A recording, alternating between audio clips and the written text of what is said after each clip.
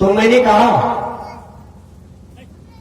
ऐसा कौन सी संपत्ति है जिसको प्राप्त कर लेती है मां मीरा, और मां मीरा का जीवन आनंदित हो जाती है, खुशियां से विभोर हो जाती है, मां मीरा आनंद मग्न हो जाती है और नाच उठती है।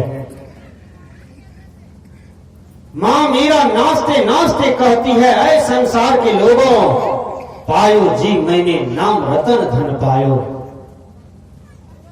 पायो जी मैंने नाम रतन धन पायो। वो धन क्या है? वो धन है आत्मधन, परमात्मा धन, संतोष धन, गुरु का धन, ज्ञान का धन।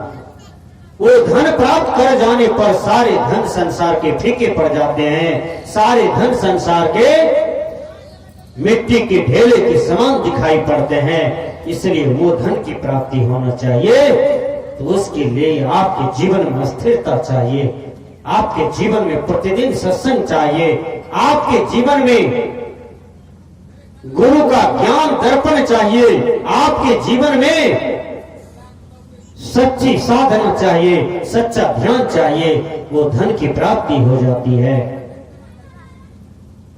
तो मैंने कहा काम न छोड़ा, क्रोध न छोड़ा, लोभ न छोड़ा, सत्य वचन छोड़ दिया। आज सत्य वचन पर आप लोग अड़िग हैं, सत्य वचन को आप सुनने आए हैं। सत्य वचन सुधा वचन है, सत्य वचन ही अमृत वचन है, सत्य वचन ही अमर वचन है। संसार में सब कुछ मिट जाता है, लेकिन सत्य वचन नहीं मिटता है। जो बात सदगुरु में ही बोल गए थे, आज मेही बाबा की बात घर घर फैला हुआ है, घर घर छाया हुआ है, घर घर में उनका पदावली रखा हुआ है। और वो पदावली में यदि गलत वचन होता तो पदावली में आग लगा दिया जाता, लेकिन पदावली में इतना सत्य वचन रखा हुआ है कि वह सत्य वचन सबके हृदय में छिपा हुआ है। जैसे संत सम्राट समूचा विश्व में सबके दिल में घुस गए। क्यों? सत्य वचन के लिए। सत्य वचन एक ऐसा वचन है जो अमर है। सत्य वचन के चलते घर घर में कबीर साहब चले गए। सत्य वचन को लेकर के भगवान बुद्ध समूचा विश्व में साम्राज्य कर लिए। सत्य वचन को लेकर के राजा भर्तृहरि तर गए। सत्य वचन को लेकर के सबरी तर जाती है। सत्य वचन को लेकर के भगवान राम भी तर जाते हैं। देखिए रामायण में भगवान राम से सबसे सुंदर शिक्षा मिलता है। वो शिक्षा क्या है? भगवान राम कितना सोच करके बोलते हैं, चाहे हनुमान जी के पास बोले कि अंगद जी के पास बोले कि सुग्रीव जी के पास बोले कि विभीषण जी के पास बोले कि लक्ष्मण जी के पास बोले, वानरी सेना जो भी हो, या तो माता सीता के पास बोले, बड़ा सोच समझ करके भगवान राम बोलते हैं। और जो बोलते हैं वो सबको दिल में चुभ जाता है और सब कोई मान लेता है। तो परिवार में रहते हैं, समाज में रहते हैं, आप भी बोलना सीखिए, आप भी जीवन जीना सीखिए, आप भी व्यवहार करना सीखिए। समाज में कौन बड़े हैं कौन छोटे हैं, छोटे के साथ प्यार की भावना करें, बड़ों के साथ आदर पूर्ण व्यवहार करें, मां को नमन करें, पिता को नमन करें, दादा दादी को नमन करें, चाचा चाची को नमन करें, बड़ी गोत्री को नमन करें। और आपसे जितने भी छोटे हैं परिवार में, सबके साथ सुंदर व्यवहार करें, प्यार पूर्ण व्यवहार करें। एक कौवा को प्यार देते हैं तो कौवा आपका गला पर बैठ करके रोटी खा करके चला जाता है, ये भी प्यार का ही पहचान है। एक कुत्ता का प्यार जब आपसे मिलता है तो कुत्ता जिंदगी भर आपके द्वार पर बैठा रहता है, आपके आंगन में बैठा रहता है, ये भी प्यार का ही प्रतीक है, प्यार का ही चिन्ह है। मैं प्यार देखता हूं पक्षी समाज में कितना है, हमने अनुभव किया है। एक कौवा को मार करके आप मकई खेत में टांग दीजिए, वहां खड़ा हो जाइए। 100-150 कौवा आकर के आपका केस नोच लेगा, टिक नोच लेगा, इतना हल्ला करेगा, कान में झपटा मारेगा, तुम मेरे कौवा को क्यों मारे हो? देखो कितना एकता है कौवा में, कितना प्यार है कौवा में, कितना प्रेम है कौवा में। ये मनुष्य को जब भाई भाई से झगड़ा होता है तो 10 साल तक नहीं बजाता है। चपैया बिढ़नी बिढ़नी खोता की तरह मुंह कान लटकाए रहता है भाई से। विचार करो, ये मानव जीवन जीने की कला नहीं है। भाई भाई में प्रेम हो, पिता पुत्र में प्रेम हो, पड़ोसी पड़ोसी में प्रेम हो। संत कबीर ने कहा, पोथी पढ़ी पढ़ी जगमुआ, पंडित भया न कोई, ढाई आकर प्रेम का पढ़े सो पंडित होए। दुनिया में सबसे बड़ा चीज प्रेम होता है।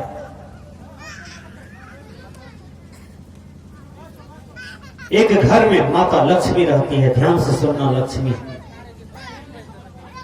आप लोग भी लक्ष्मी के स्वरूप हो। दीपावली के दिन घर में बोलते हो, लक्ष्मी घर दरिद्र बाहर, लक्ष्मी घर दरिद्र बाहर। जो माता बहना घर में लक्ष्मी है, उन्हें तुम गाली देते हो, उन्हें थप्पड़ से मारते हो, उसको केस पकड़ करके आंगन में पटक देते हो, और दीपावली के दिन में केवल उछल लेते हो और कहते हो लक्ष्मी घर दरिद्र बाहर। और रोज लक्ष्मी को दारू पी के पीटते हो, रोज लक्ष्मी को शराब पी करके पीटते हो। ये कैसा लक्ष्मी है, कैसा घर है, कैसा दरिद्र है, कैसा बाहर है। घर में लक्ष्मी है। एक लक्ष्मी हुआ था भगवान विष्णु की पत्नी, और एक लक्ष्मी अभी पूरे पंडाल में बैठे हुए हैं। ये माता बहन जितने भी बैठे हुए पंडाल में सब लक्ष्मी है। लेकिन आप लक्ष्मी कैसे हो, इसको भी जानने का प्रयास करें कि मैं लक्ष्मी कैसे हूं। यदि लक्ष्मी नहीं हो तो लक्ष्मी बनना है। कोई कोई माता बहन सुपनेखा है, मंथरा है, हमेशा दूसरे की शिकायत करेगी, हमेशा दूसरे के आंगन में बैठेगी, हमेशा दूसरे का निंदा करेगी, झगड़ा लगाएगी, खुद पति को टेंशन देगा, गार्जियन को टेंशन देगा। नहीं भी झगड़ा है, झगड़ा लगाओ, उठा पटक करो, घर वाले को फंसा दो, घर वाले तंग हैं। ये सारे व्यवहार प्रेमपूर्ण होना चाहिए। ये सारे व्यवहार किसी भी प्रकार के आपके जीवन में व्यवहार में दोष ना हो, इस सब पर भी ध्यान देना चाहिए। तो हमने कहा लक्ष्मी जी एक घर में रहती थी, और लक्ष्मी जी कहती है, अरे लक्ष्मण, 4 भाई था, चारों भाई को कहते हैं लक्ष्मी जी कि मैं तुम्हारे यहां से विदाई लेने जा रही हूं, क्या मांगना है मांगो, जो वरदान मांगना है मांग लो। चारों भाई मीटिंग करता है। जिसको भाई में प्रेम होता है, भाई में बैठक करता है, शाम में चारों भाई कमाता है। 5 भाई है, 10 भाई है, यदि भाई भाई को टोकता है, भाई भाई को नमन करता है, भाई भाई की थाली में बैठ करके भर पेट खा लेता है, भाई भाई से हंसी खिलौड़ करता है, समझ जाना कि वह परिवार में स्वर्ग है, वह परिवार सुंदर है, वह परिवार संस्कारी है। वह परिवार नरकगामी कहा जाता है जिस परिवार में भाई भोजन कर लिया और चल दिया, किसी को नहीं टोका, किसी से सुंदर व्यवहार नहीं किया, किसी को प्रेमपूर्ण बात नहीं कहा। जब शाम में काम करके आया, पत्नी को गलत बात कहती है, माता पिता को उच्चृंखला की तरफ व्यवहार करता है, बाल बच्चे को साथ मारपीट करता है, और यह कोई कदर नहीं है, यह कोई अच्छा व्यवहार नहीं है। आपको व्यवहार की कला सीखना है तो भगवान राम देखिए, वो भी परिवार में रहते थे और कितना सुंदर व्यवहार करते थे, सीता के साथ, लक्ष्मण के साथ, भरत के साथ। वह राम के चरित्र से आप शिक्षा लें। केवल रामायण पढ़ने से कल्याण होने वाला नहीं है, केवल रामायण की चौपाई रट लेने से कल्याण नहीं होगा, केवल गीता की चौपाई बोल देने से कल्याण नहीं होगा, केवल बीजक पढ़ लेने से, पदावली पढ़ लेने से कल्याण नहीं होगा। यदि संत महापुरुषों के वचनों को अपने जीवन में चरितार्थ नहीं किया, जिंदगी में कभी कल्याण नहीं हो सकता है। इसलिए हमने कहा वो चार भाई था, चारों में बैठक बैठाता है। अभी भी आप समाज में देखिए, जो भाई में एकता है, प्रेम है, माता पिता को सेवा करता है, सब भाई मिल करके, सब बहुएं मिल करके, सब पुतहुएं मिल करके, वह परिवार आगे बढ़ते जाएगा। 10 बीघा जमीन को 20 बीघा बना लेगा, 5 लाख रुपया को 10 लाख बना लेगा, और 50 भरी सोना को कई 50 भरी बना सकती है। ये आप में ताकत है, वो ताकत प्यार में है, वो ताकत प्रेम में है। वैर में कुछ नहीं मिलेगा, लड़ाई झगड़ा में कुछ नहीं मिलेगा, टेंशन करने से, टेंशन देने से, टेंशन लेने से कुछ नहीं मिलेगा। इसलिए लक्ष्मी महारानी कहती है, अरे लक्ष्मण, तुम 4 लक्ष्मण हो, मैं तुम्हारी घर में लक्ष्मी बहुत दिन से रह रही थी। आज मैं बिहार छोड़ करके हरियाणा जाने वाली हूं, और तुमसे निवेदन है कि जब हम जाने ही वाले हैं, बहुत दिन रहे हैं तुम्हारे घर में, तो तुमको कुछ वरदान देना चाहते हैं। चारों भाई में बैठक बैठाया। जब बैठक बैठाता है, बड़ा भाई कहते हैं, मैं अपना निर्णय देता हूं, लक्ष्मी महारानी से क्या मांगोगे? तो कहा, बिहार में जितनी संपत्ति है सारी संपत्ति मांग लो। कहा, ठीक बोलते हो भैया। मझला भाई से पूछा, तुम भी बोलो कुछ।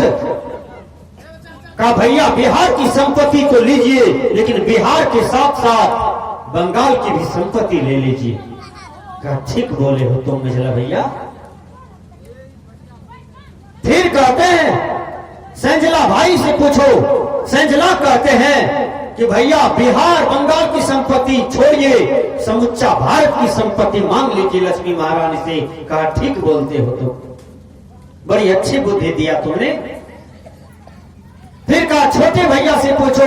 छोटा कहते हैं, भैया भारत की संपत्ति मांगते हैं लक्ष्मी महारानी से, ठीक है, लेकिन भारत के साथ साथ नेपाल की भी संपत्ति मांग लीजिए लक्ष्मी महारानी से। कहा, ठीक बोलते हो तुम। कहा, चलो भाई, बड़ी सुंदर प्रस्ताव हम लोग रखे हैं। बड़ी गदगद हो गए छोटे भैया के विचार से। चलो, अपने घर में 4 महिला हैं, चारों की पत्नी है, उनसे भी कुछ राय ले लो। बड़ी गोतनी के पास जाते हैं। बड़ी गोतनी अपना राय देती है। कहा, भैया भारत की संपत्ति चाहिए, नेपाल की संपत्ति चाहिए, और लक्ष्मी महारानी से जाकर के बोलिए कि पाकिस्तान का भी संपत्ति चाहिए। कहा, ठीक बोलती हो तो। कहा, मझली से पूछो, ये भी अपना राय दे, लक्ष्मी महारानी से क्या वरदान मांगना है। मझली कहती है, भैया भारत की संपत्ति तो चाहिए ही, नेपाल पाकिस्तान का संपत्ति तो चाहिए ही, अमेरिका का भी साथ कर लीजिए। कहा, ठीक बोलती हो मझली, तो बड़ा सुंदर राय दिया। कहा, संजली से पूछो। कहा, भैया अमेरिका भारत को मत बेराइए, समुच्चा विश्व की संपत्ति लक्ष्मी महारानी से रजिस्ट्री करा लीजिए, और कई पीढ़ी कई पुस्त मिल करके बैठ करके हम लोग खाएंगे, फिर भी नहीं सटेगा। कहा, देखो संजली कितना पढ़ी है, तब ने बीए की है संजली, कितना बढ़िया ज्ञान दिया सबको। बोलो, हम लोग बेराते हैं, बिहार बंगाल बोलते हैं, भारत रूस अमेरिका बोलते हैं, संजली देखो बीए की है, तब ने एक के बेर में चपेट लिया। कहा, समुच्चा विश्व की संपत्ति मांग लो। भैया जाइए लक्ष्मी महारानी से बोलिए। कहा, संजली छोटकी से भी तो पूछो कि कौन सी संपत्ति मांगना है लक्ष्मी महारानी से, कौन सा वरदान मांगना है लक्ष्मी महारानी से। लक्ष्मी महारानी के पास पूरे परिवार मिल करके जाते हैं, और छोटकी कहती है, हम यहां कुछ नहीं बोलेंगे, ले चलिए हमको लक्ष्मी महारानी के पास, हम वही वरदान मांग लेते हैं, वही बता देंगे। छोटकी सत्संगी की बेटी है, छोटकी वैष्णव घर की बेटी थी, और उसको कुमार में ही माता पिता गीता का ज्ञान दिया था, बीजक का ज्ञान दिया था। उसको रामायण का ज्ञान मिला था, संत महात्माओं के सत्संग में बैठती थी, उसको आत्मज्ञान मिला था, उसको संतोष ज्ञान मिला था, उसको प्रेम का ज्ञान मिला था, और वो सत्संगी लड़की जाती है और लक्ष्मी महारानी से बोलती है कि लक्ष्मी महारानी हमको समुच्चा विश्व की संपत्ति नहीं चाहिए। कहा तब क्या चाहिए? कहा हमारे गोतनी में प्रेम हो, हमारे भाई में प्रेम हो, सास ससुर से प्रेम हो, यही संपत्ति दे दीजिए, प्रेम रूपी संपत्ति दीजिए। लक्ष्मी महारानी खुट्टा पकड़ करके हक्कन करके रोने लगती है।